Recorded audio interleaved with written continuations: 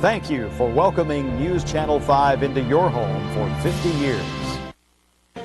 Tonight, Chief Justice William Rehnquist, battling cancer, will swear in President Bush for his second term.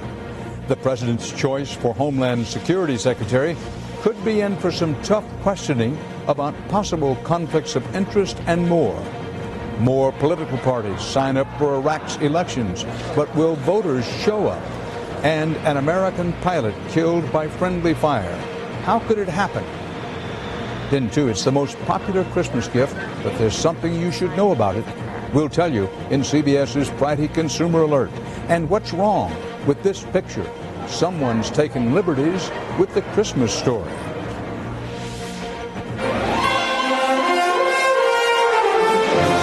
This is the CBS Evening News with Dan Rather reporting from CBS News headquarters in New York.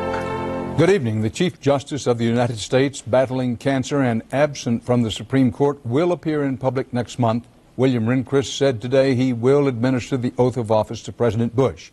There's been speculation about Rehnquist possibly retiring. He's 80 and under treatment for thyroid cancer. The president has now filled all the posts in his second-term cabinet except Health Secretary. Today, he tapped Sam Bodman, the number 2 man at Treasury, to take over as Secretary of Energy. Bodman, who is 66, has degrees in science and chemical engineering. He's known for creative thinking and skilled at motivating others. The cabinet nominees all face Senate confirmation hearings. CBS's Jim Stewart reports it could be rough going for one of them, who's a former undercover cop, Bernard Carrick. All told, President Bush has so far changed 9 of his 15 cabinet secretaries, and none had looked more like a shoo-in at first than Bernie Carrick, his newly designated Secretary of Homeland Security.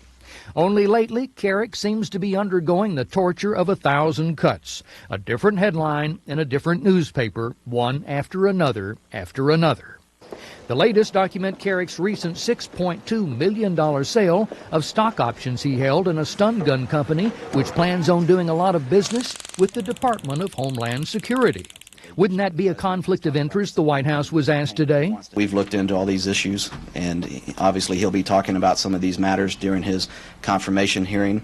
We believe he will take all the appropriate steps to make sure that there are no conflicts. Carrick sits on the board of directors of Taser International, a maker of electric stun guns, which have been the subject of a CBS News investigation following allegations the devices may have caused some unnecessary deaths. The former New York City Police Commissioner suspended his work with Taser since being nominated and would have to recuse himself from any decisions involving government contracts with the company should he be confirmed. But stun guns aren't Carrick's only problem. Despite endorsements from Rudy Giuliani and both New York senators, he and other New York officials received a tongue lashing from the 9/11 Commission for lack of coordination following the World Trade Center attacks.